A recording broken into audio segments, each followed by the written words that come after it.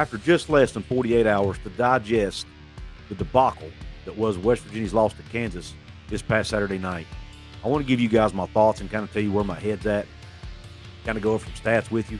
So pull up a chair, sit back, relax, and let me serve you up this shot of top shelf college football knowledge.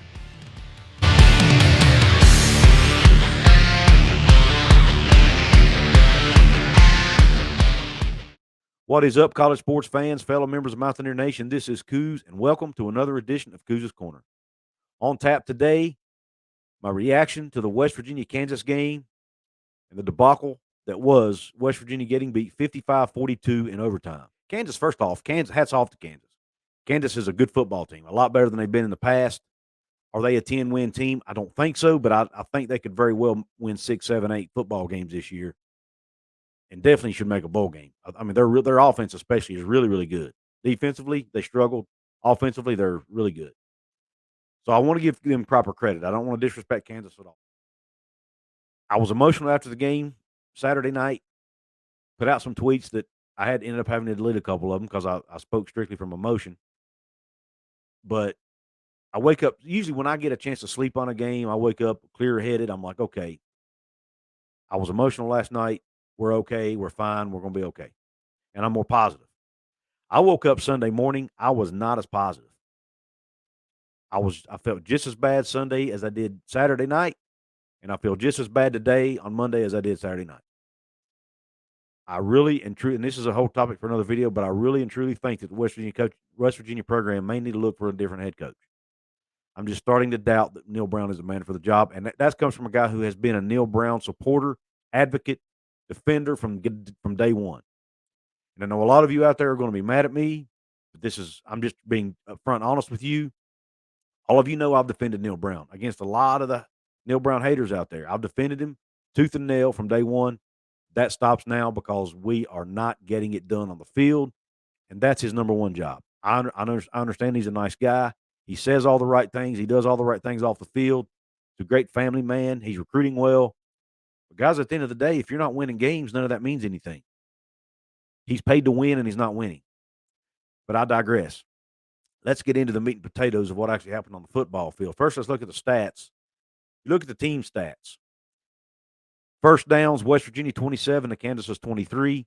Third down efficiency, this is a key stat right here. Kansas was 11 out of 15 on third downs. Our defense absolutely could not get off the field on third down. West Virginia was 8 out of 15. Total yards, Kansas 419 total yards, West Virginia 501. So we put up 500 yards and still lose, folks. Think about that. Passing, Kansas 219, West Virginia 355. JT Daniels had a nice game. Completions, JT was 28 out of 40. Jalon Daniels from Kansas was 18 out of 29. Yards per pass, Jalon Daniels was 7.6 yards per pass. JT Daniels from West Virginia, 8.9 yards per pass. And he did have the one interception that he threw there in overtime. Rushing, Kansas ran the ball 36 times for 200 yards, which is an average of 5.6 yards per carry. West Virginia carried the ball 38 times for 146 yards, which was only 3.8 yards per carry. So not good in the run game. Penalties. Kansas, 6 penalties, 70 yards. West Virginia, 8 for 65 yards. However, they came at absolutely inopportune times. Perfect example was in overtime. West Virginia had Kansas stopped. Kansas got the ball first in overtime. West Virginia had them stopped on third down. Would have forced a field goal. We commit a stupid roughing the passer penalty, give them an automatic first down, moves them up 15 yards, they end up scoring a touchdown, forces us to have to score a touchdown, which made overtime even more difficult for us. Another time in the game, we had the ball 4th and 1 on the Kansas 1-yard line. One of our offensive linemen commits a false start, moves us back. We end up having to kick a field goal. I mean, just the penalties for West Virginia, we could have 2 penalties in a game, but they would come at the absolute worst time when we're getting ready to score or something. I mean, or gain momentum. It just always happens at the worst possible times. The problem is it's happening in every single game. Either a turnover or a penalty. Almost every time West Virginia has a chance to take a game by the tail and take control of it or get momentum back on their side, they either commit a penalty or a turnover. And it's been happening for 3 years now, folks. And the fan base is just fed up with it. We just don't feel like well-coached football teams make those kind of mistakes. I know it's the players on the field making the mistakes, But something's got to be done to stop it. And that's what's got the fan base so frustrated. That's why we can't get over the hump. Now you keep on going down. You look at the turnovers. We lost the turnover battle 2-0. The one pick, and then Reese Smith fumbled a punt, which also again came at a terrible time in the game. We had finally forced him to punt after several scoring drives. We were getting ready to get momentum back in our favor. He muffs the punt. Kansas gets it deep in their own territory, ends up scoring a touchdown. So in time of possession, 27-33 for Kansas, 32-27 for West Virginia. So there again, West Virginia won that stat as well. West Virginia is at 14-0 at one point in the game in the first quarter, and we lose 55-42. It's unacceptable. Defense had the worst showing, in my opinion, that the defense has had since the 2012 season. Probably, if I just going off of memory, that was back when we first came into the Big 12. We were still trying to adjust to Big 12 offenses, and we had to score 70 to beat Baylor in our first Big 12 game. If you guys, most of you Mountaineer Nation probably remembers that game. I feel like this is one of the worst showings we've had, if not the worst showing since that season.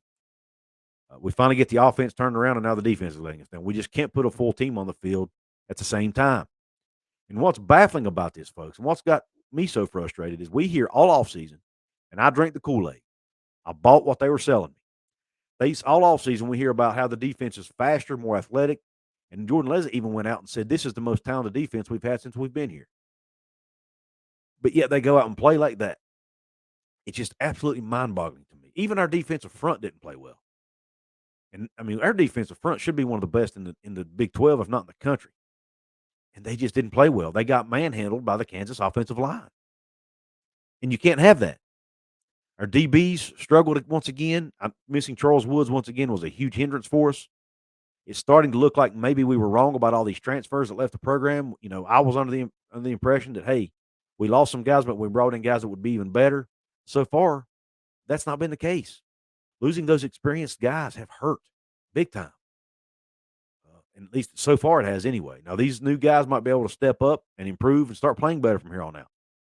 But so far, what I've seen, the defensive backfield has struggled. Maybe it's time Coach Brown try some of these freshmen in there. If the transfers you brought in aren't going to perform up to your standards, then try the freshmen. I mean, I don't know. Try something.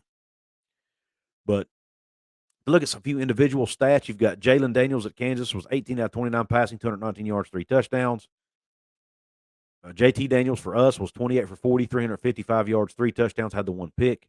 Rushing, Jalon Daniels killed us in running. Some back-breaking runs on third down, 12 carries, 85 yards total. Tony Mathis Jr. for West Virginia had 16 carries for 59 yards. Receiving, Luke Grimm for Kansas, 6 catches, 66 yards. Now, here's the one bright spot for West Virginia, one of the bright spots, maybe the biggest. Bryce Ford-Wheaton is absolutely showing NFL scouts he can play on Sundays. 11 catches, 152 yards, 2 touchdowns. More than made up for the drop at Pitt. I mean, he just absolutely balled out. Was probably the best player on West Virginia's team on Saturday. Just looked great, in my opinion. So kudos to Bryce Ford-Wheaton. You're living up to your end of the bargain, young man. Matter of fact, the whole offense did like I said, the running game struggled. The offensive line didn't get the push up front they should have gotten in the run game. But passing the ball, West Virginia looked really good. A lot of bubble screens, man. I know my friend Big Dan T, he hates those bubble screens. A couple of them did go for big yards, though, including a big touchdown by Bryce Ford-Wheaton.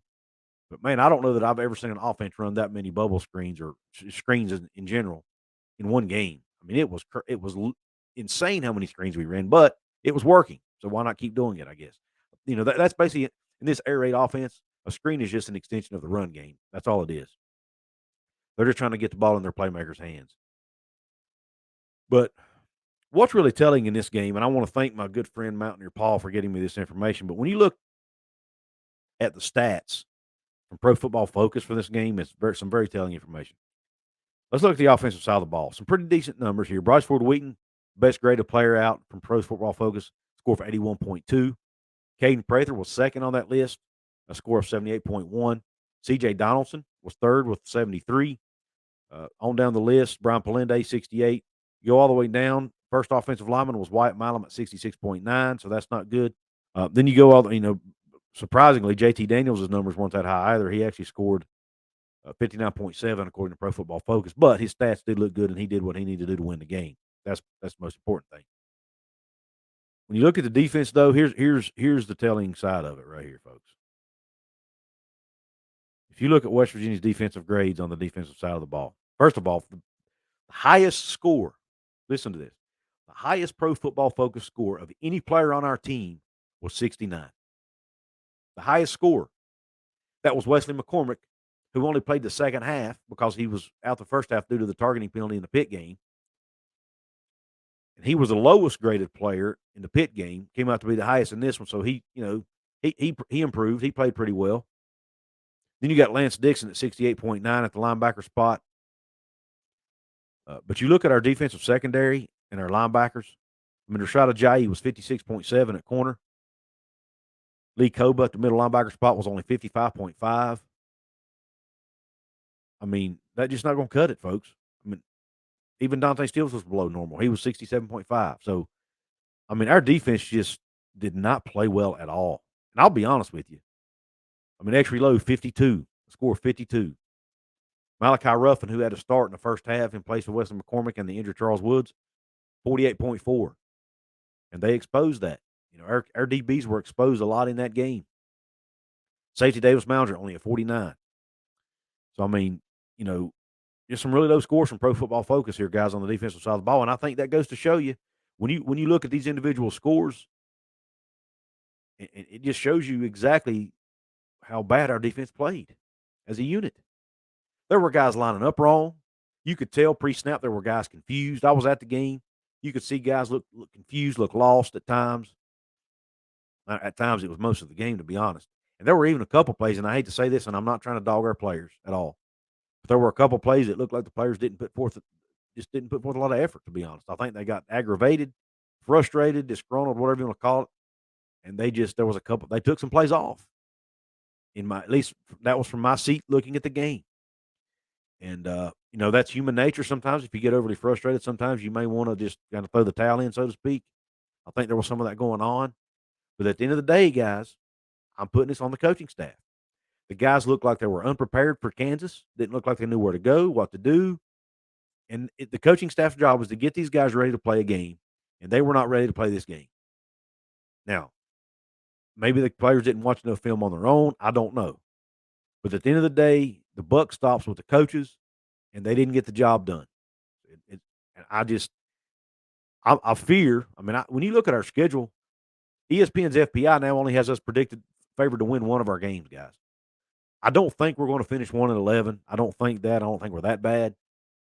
But I mean, this is the game that we had circled as a win. Now, the coaching staff I know didn't feel that way, but as a fan base and as a national media, you look at this game, there's your win. That's your win. Towson's your definite win. Now, West Virginia, they can still pull themselves up by their bootstraps and go out and win some football games. Man, you look at this schedule, it's brutal. Are we going to be good enough to go to Blacksburg and beat Virginia Tech? You know, they beat Boston College pretty soundly. Are we going to be able to beat the TCUs, the Texas Techs? Texas looked pretty dang good against Alabama over the weekend, only losing by 1 point against the number one team in the country. Oklahoma looks like the juggernaut they've always been. Oklahoma State looks pretty good again. Baylor looks pretty good again. I mean, guys, I just don't know where our wins are going to come from. Now, I do think we'll get some, but we could realistically go anywhere from 1-11 to 6-6. You know, something like that. But we're going to struggle to get 6 wins this season, guys. I'm afraid, and I hate to say it. Once again, I'm not dogging the players at all. I feel like the coaching staff has let the players down in a lot of cases. I think they don't have guys in the right position to perform. And for whatever reason, they keep making the same mistakes over and over and over again, and it's not being fixed. And I don't know what to do about it. I'm not a coach, but I do know our coaches are paid well to fix it. So if they can't fix it, then we need to find somebody who can. Now I'm hoping to do a separate video on who I think the candidates, if Neal Brown does get fired, who the candidates would be to replace him. So I encourage you to be on the lookout for that. I want to hear Mountaineer Nation. What do you think? Let me know in the comments section. What do you think about this loss for West Virginia? Is there any part that I didn't cover that you think I needed to cover as far as our performance went? Positives, negatives, whatever. I want to hear your thoughts on it. Let me know what you think our record's going to be the rest of the year. Do you see us at 1-11? Do you see us more like a 6-6? I want to hear your thoughts. Please check out my merch store. Links in the description box. Please join my channel to take advantage of the perks there. Some early access to certain videos. At some point, I'm going to start doing some members-only live streams when I'm able to fit that into my schedule. And also, hey, look at my new look I got going here. I'm rocking the Hulk Hogan mustache, handlebar mustache.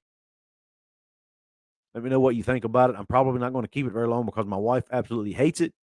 My kids tell me I look like an old man with this. So I want to hear your thoughts, Coos Corner family. Should I grow my full beard back? Should I keep the handlebar mustache? What do you think? But I hate to tell you guys, no matter what your opinion is, my wife's opinion is going to outweigh it. Sorry to tell you, but I still want to hear what your thoughts are. I just did this for fun, just to see what it would look like. It's hair; it'll grow back, so no biggie. But I want to hear your thoughts on that. Also, if you want to support my channel free, you're not in a place where you can buy merch or become a member. You can. Don't forget to like the video. That helps me. You can leave a comment, like I talked about. You can share this out with your friends, and you can subscribe to my channel if you haven't yet. All those things are free to do, and they all help out that YouTube algorithm. So with that being said, I really appreciate you tuning in. Sorry I didn't have a more positive video, but I wanted to share my thoughts with you guys here 2 days removed from the game.